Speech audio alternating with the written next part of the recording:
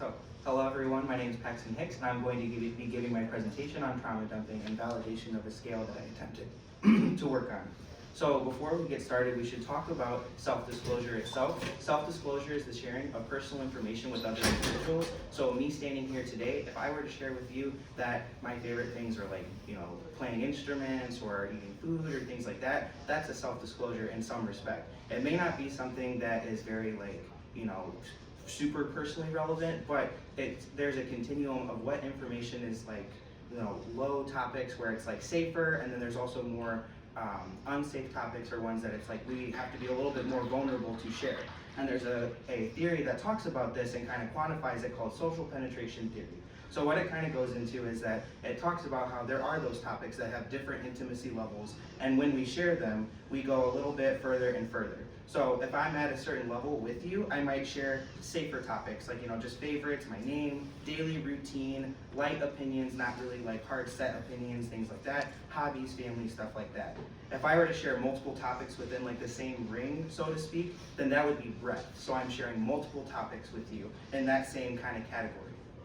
But we also go a little bit deeper into our conversations, so that's depth. So when I decide in our relationship it's safe to talk about more intimate topics with you, that is expressing depth, because I'm going deeper and deeper into more intimate topics based on relationships, if I trust you, or other things like that. So what the theory does good is that in a typical sense, it can explain some behaviors. So in this type of situation between Trisha and Andrew, or any people, we see that people might start with surface level topics, or those easy ones, and go deeper and deeper as a relationship develops. But that's not always the case. We aren't neat. People aren't really nice and neat about how they share stuff. Sometimes we share a little bit too much. Sometimes we try to jump the gun, and we might share something a little bit too fast. So in this situation, someone like Amy, Amy and Derek, if they're just meeting, then they may share too much too soon and not following this typical pattern of penetration. She skipped essentially normal conventions of what this theory would say. So what's going on here? Well, based on the title and other things, people might have thought, wow, that could be a trauma dump, or that's such a trauma dump. Maybe we've experienced something like that before, where somebody shared a little bit too much and we've had a thought like that. So I was curious, and I wanted to look into the literature. There's a couple mixed definitions on what it could or couldn't be, but according to social penetration theory, at least the framework that I'm working off of, they didn't really fit what it would have been according to that framework. So I tried to find other literature, and there were some other studies that talked about trauma dumping specifically and found it wasn't as common. So then I used self-disclosure as a proxy to figure out, well, if I can't find specific studies that have looked exactly at trauma dumping, then what else could I use as a close trade-in, or what specifically is related to it. So personality factors can be observed affecting self-disclosure, such as the big 5 traits. So neuroticism was related to lower frequency of disclosing information, whereas extroversion and conscientiousness was related to more sharing or more disclosing in general. And also there is some evidence that talks about attachment styles. So secure and anxious attachment styles were related to more disclosure, whereas avoidant was related to lower. And when it comes to self-disclosure, people may be motivated by different factors, such as social reasons, so trying to get attention, or also trying to garner liking, maybe being worried about missing out, so they want to share something too to get on the bandwagon. And whether or not we disclose is influenced by factors such as what we expect. So if I expect more good things from my disclosure, then I'm more likely to share, because I think that it will be received well, or maybe I might make a friend along the way, or things like that. On the other side though, if I expect negative things, then I might be less likely to share, just because it might damage our friendship, people might look at me weird, or things like that. So there is some cause for, if I expect certain things, it's going to shape whether or not I do or don't share. And all of these things kind of interlock, so attachment styles also may affect the motivations, such as more relational focused self-disclosures for anxiously attached individuals, and so on and so forth. So all of these kind of have some sort of interplay that is missing specifically for trauma dumping. So the purpose of this was to essentially look at and understand and have a way to measure trauma dumping, at least as specifically at how I wanted to measure it. So I had a couple hypotheses. I thought that trauma dumping would be related to general tendency to share, meaning if we share more, maybe there's just more chances in general for trauma dumping. I also thought that trauma dumping would be positively related to positive expectancies and negatively related to negative expectancies, just based on previous literature that those things, if there's high positive expectations and low negative expectations, then that might be a good situation where people might share more. Attachment style should also be related to this, just following the previous literature where secure and anxiously attached individuals might trauma dump more, whereas those who are avoidant would be less likely to trauma dump. And trauma dumping tendencies may also be related to other functioning, such as how they might perceive and receive self-disclosures themselves, just to see if there's some sort of predictive ability of trauma dumping in that tendency.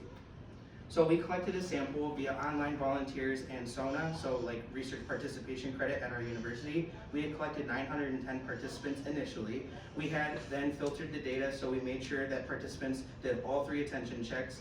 They answered all trauma dumping questions. There couldn't be one that was missing. And also they had to display attentive responding. So we looked at the data and specifically tried to filter out those who weren't really paying attention, or at least it seemed so. And we had a new sample of 602 participants. So there's the breakdown of essentially where we got them from SONA and email and online volunteerism.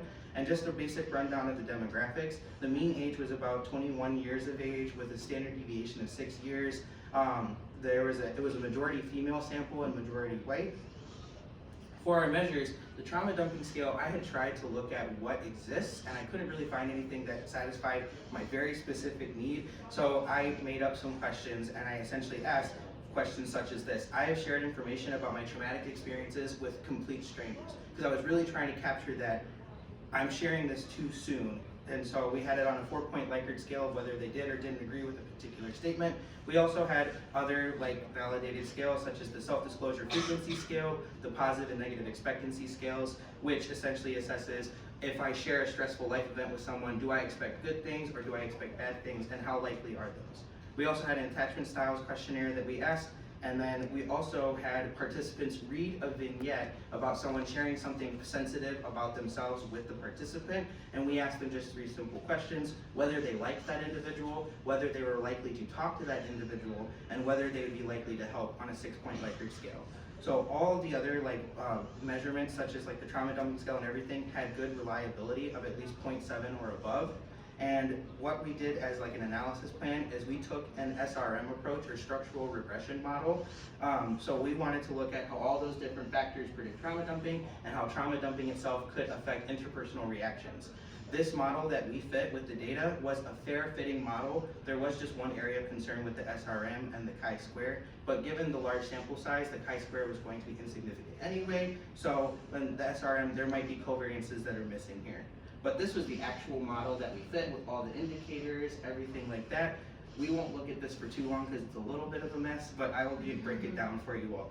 So what we found with this model was that secure attachment, anxious attachment, negative expectancies, and frequency of self-disclosure had a positive association with trauma dumping.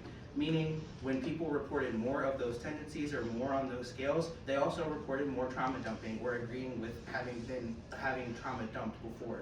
All other associations, such as avoidant attachment and the positive expectancies, were not found like we had hypothesized, but we'll get into that a little bit later.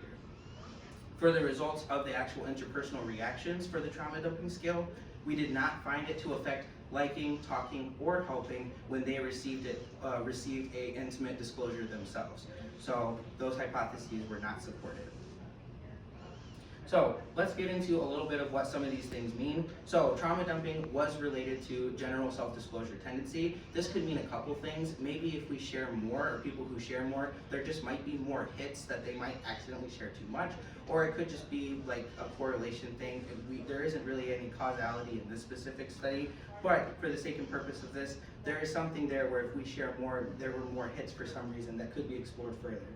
Positive and negative expectancies was also not a supported hypothesis, but what's interesting is that negative expectancies were exactly the opposite of we had anticipated. So I had expected it to be negative, it was actually positive. But there may be some precedent here where sharing traumatic experiences or sharing things like that just might be so vulnerable that people are expecting negative and yet are still doing it. So it's kind of one of those things where you may not be able to tell yourself that there's no risk. They're aware of the risk and yet still continuing to share that information. And then for positive expectations, we just didn't find anything, so I'm not too sure how to explain that other than maybe there just is, with regard to the negative expectancies, there might be difficulties in expecting positive. So, but further research should try to elaborate on that. Attachment followed previous literature with at least typical self-disclosure frequencies. So we found that secure and anxious attachment were related to trauma dumping. This was previously found to be related to just general self-disclosure frequency, and at least here we found that there was some likelihood that people may report more trauma dumping.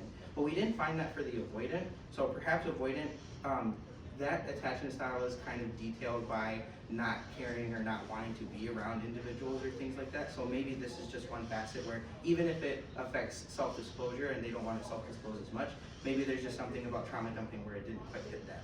And then there was also a lack of reactions to other disclosures. So maybe there's other factors at play that play into whether or not they accept or like or talk or help with an individual if they share something that is, vulnerable about themselves. There were several limitations that we should acknowledge though for this study. This is very early on in experimentation. It needs replication, refinement. I've got to work on better questions. So there were 5 questions on the scale, but I need to have qualitative data to actually look at the motivations, the stories behind why people may trauma dump. And also just we need to have retest, test validity, split half, and other types of reliability just in the future. There's also a question of the generalizability of the study. So for instance, our sample was majority white and female. There might be other groups or things like that that are not represented here, and there might be different ways that people are trauma dumping that we just aren't capturing, so bear that in mind.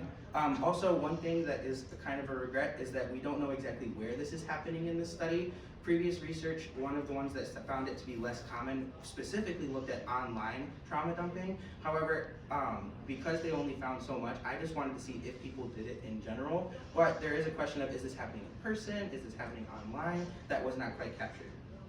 And we also need to understanding I touched on this, but we need to understand the underlying motivations for this. Are people doing it for positive or negative reasons? Because then there might be a precedent where we can talk about when it's okay or when it's not okay and how we can lead people to better resources in general.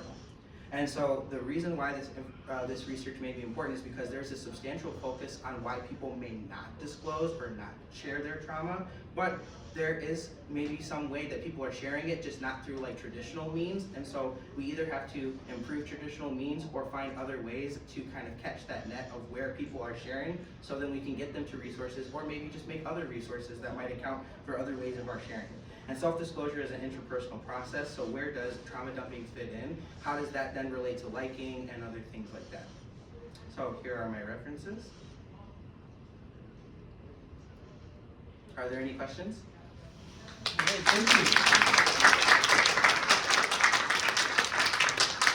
Yeah, and we do have a couple of minutes for questions. Yeah.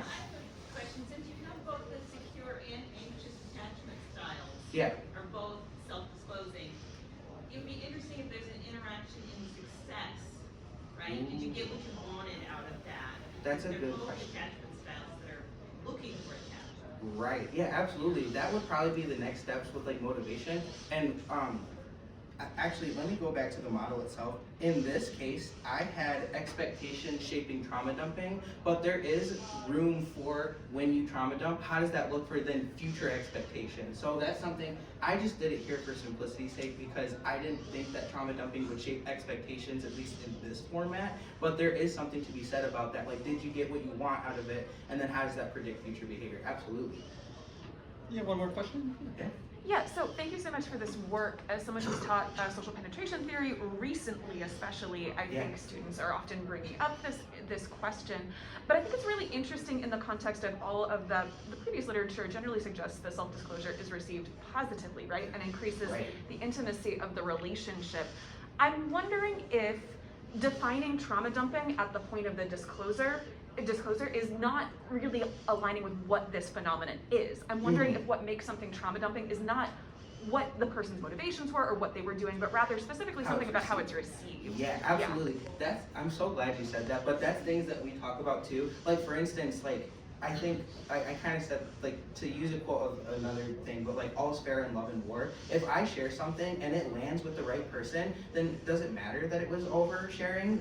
It's really only oversharing if people care about certain social norms a little bit more or a little bit less. So there's something to be said about it's okay to share stuff, even if it's a little bit over, but you have to read the audience well enough. So then if it's okay with that audience, then maybe it's okay to share. So thank you for trauma dumping, right?